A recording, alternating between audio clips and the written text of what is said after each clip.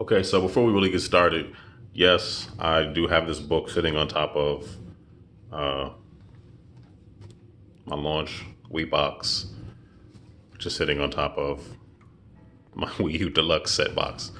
The tripod I have is pretty good, but this just seems to get it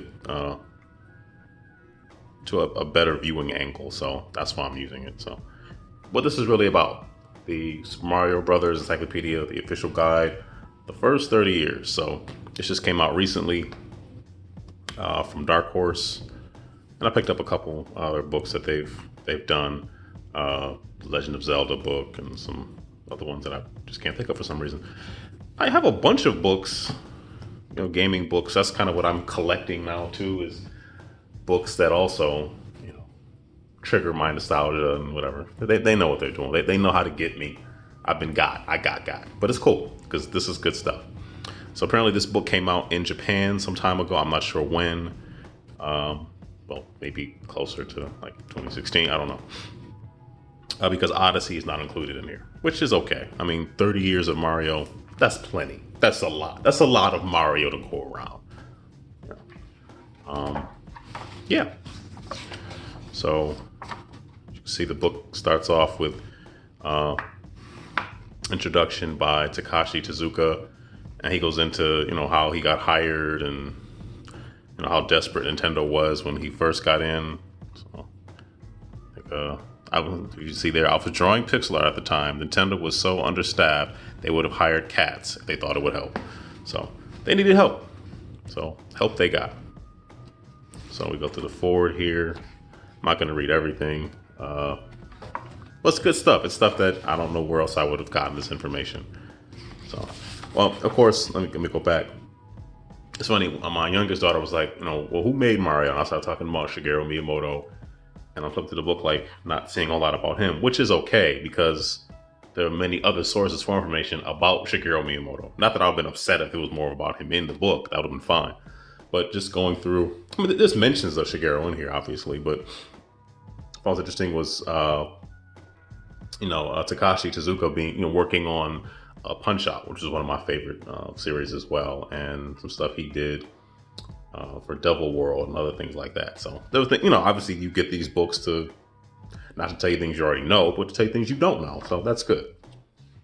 That's kind of the whole reason. So for some reason, it starts off with Mario Maker. I'm not really sure why, and some stuff about Amiibo and other things. So that I found that kind of interesting. But here's the contents. So if you look, you'll see that you have Mario Brothers, Lost Levels, then 2, then you can certainly tell that it was translated, and that's not a knock on the book. That not an issue for me. So not an issue for me at all. So they give you a nice timeline. I mean, there's a lot in this book. I mean, there's a lot here to digest. So, and it does pretty much end on Super Mario 3D World. Fantastic game. I'm assuming that's also going to come off of the Switch at some point, but I don't know, because you can't do one thing you can't do is you can't do the mode where you can touch and make the platforms. But I don't know.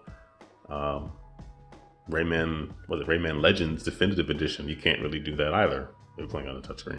So, but anyway, well, if you're playing with the docked, I'm getting out of here. So, it's funny, unprompted, my youngest asked me, "Hey, Dad," she pointed, some of the Koopalings. Said, "Are these his kids?" And I said to her, "Well, when Mario 3 first came out, I recall calling them the Koopa Kids because that's what they were as far as I remember. Officially, I thought. Of course, they've been retconned into just being into not being his kids, whereas Bowser Jr. is his only official child." But isn't he sometimes Bowser Jr. or baby? No, not baby Bowser. That's him. But anyway, yeah, it really doesn't matter. But I still kind of refer to them as I still kind of see them as his kids, even if they officially are not. And then we got into a 5-minute discussion about whether or not Rosalina is a princess, and which I said, well, no, yes, she does have a crown, but she's not she's not a princess. I mean, princess is a title for a kingdom, a land, a country, whatever. She's somewhat nomadic in that she travels all over the place. So I don't know, maybe she's the princess of the galaxy. I don't know. It really doesn't matter. So it goes through. I'm not going to go through every page, obviously, but it goes through and gives you a number of players, release dates, all those kind of things, and just some, the packaging, the Japanese art, which is usually much better, and introductions and enemies, and for every game it goes through the various levels. Some games it has more detail than others, pointing out secrets and items and enemies and things like that. So as you keep going, of course, I also got asked about Daisy. So of course I went to the Super Mario Land section, and when I showed my youngest, like, oh well, I showed what Daisy looked like, she was like, "That's her?" I was like, "Well, yeah, that's Daisy." She was a little she's looking at the drawings, like, "Oh yeah." And plus, she's much more accustomed to playing and seeing the newer games where you can be Peach or be, things like that. So she's seen other Mario games where she could choose Daisy or what have you. Which I can't. What games can you choose Daisy in? Is it Double Dash? Or so I only play the golf. I never got into the Mario Golf or tennis, that kind of stuff. But anyway, she was just kind of like, "Oh, that's her." Like a little bit underwhelmed, but I talked about how cool Tatango was because it was just different. This whole game was just different, and I really appreciated it in an interesting way. And also because this was translated from a Japanese book, Super Mario USA, that's what they got. We got Mario 2. They got this in Japan in 1992. So 4 years after we got this as Super Mario Brothers 2. I mean, they pretty much had it already as Doki Doki Panic, but whatever. So, it's a really good book. And like I said, some games go through more detail than others. Like, let me see. Like if you look at courses for Mario Land, it's a short game. I mean, there's only 3 sections per level, 3 sections per world. So it's pretty short. But then when you get into Mario 3, you can see there's much more detail about the levels and secrets and things like that. So that's to be expected. A lot more items and things too. I mean, that's kind of an eye chart so far away. Sorry about that, but trying to show it as best I can. But it's interesting, and I really did go through it with a fine-tooth comb because a lot of things, I've had it for a couple of days. I've been working and living life and taking kids. I'm a taxi driver, so not literally, nothing wrong with that, but I just taking my children here, there, and everywhere, it feels like. So I need to get some time to just really pour over it and just learn more about things that I just did not realize, so. And I think the fact that this is from a translation will certainly, I think, reveal a lot to me that I was unaware of. So, as you can guess, it goes through a lot of the different games, obviously, and you work your way up to, it goes to the DS game.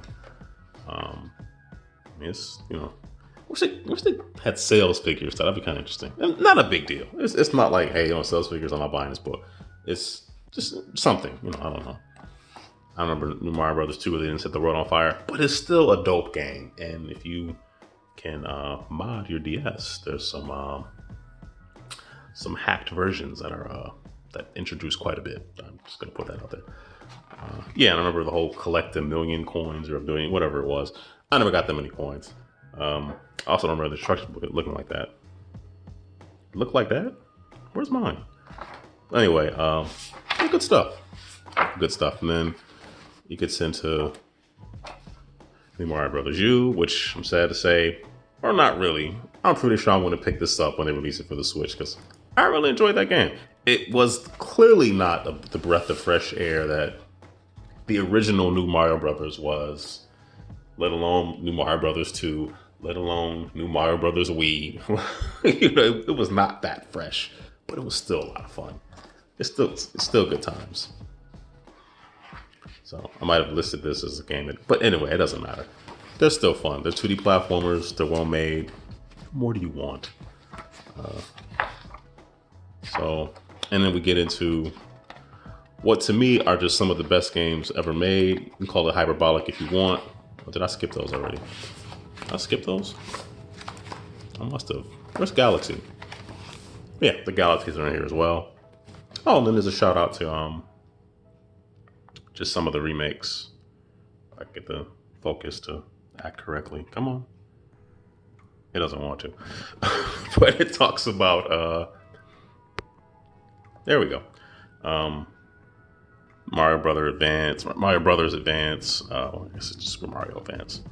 The DS version of Mario 64, which people are dumping on lately. It's like, oh, it wasn't that good.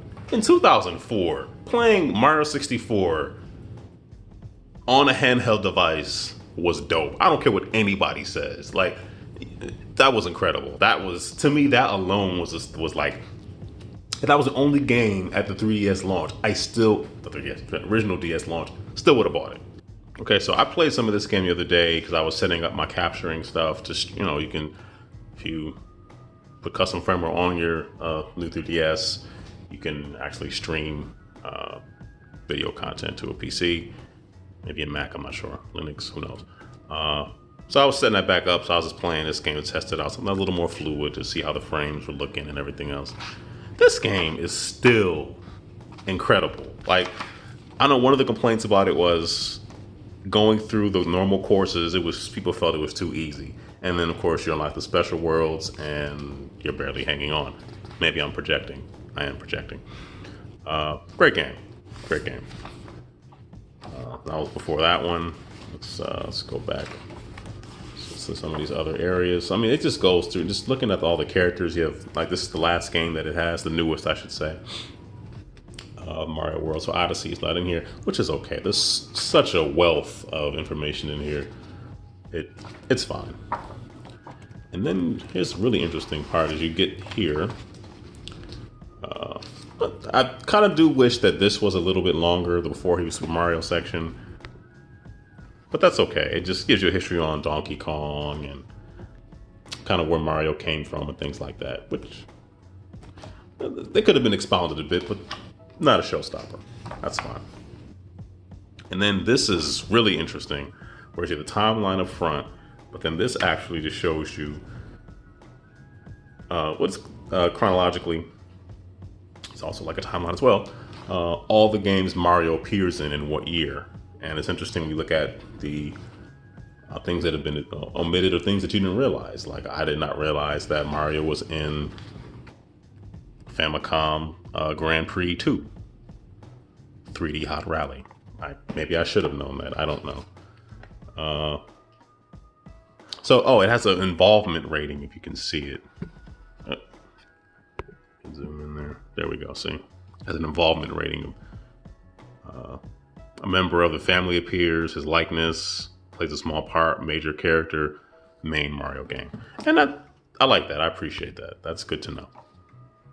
Give you an idea. So a lot of them are 1s and 2s and things like that. But obviously Mario Brothers is going to be a 4. Because why would it not be? And it just really, I mean, Mario's been in a lot of games. Let me tell you that, wow, like stuff that you would never even, like, let me see, what did I not even know that he was in? He's an Electroplankton? Beatness? Okay, sure. Oh, it's a member of the family. As you can see, it's like no star. So yeah, so at least it tells you, it gives you some level of granularity as to how involved he was, and I do appreciate that. Style savvy, what? Okay, member of the family. And then the book wraps up. So yes, so as you can see, it's pretty legit. One thing I do like is I look at these books, I look at the MSRP in US, and wow, in Canada it's a lot more. So it's $40 supposedly. I got this on Amazon for 26. So I guess yay me, I don't know. But yeah, so this is the Super Mario Bros Encyclopedia, the official guide.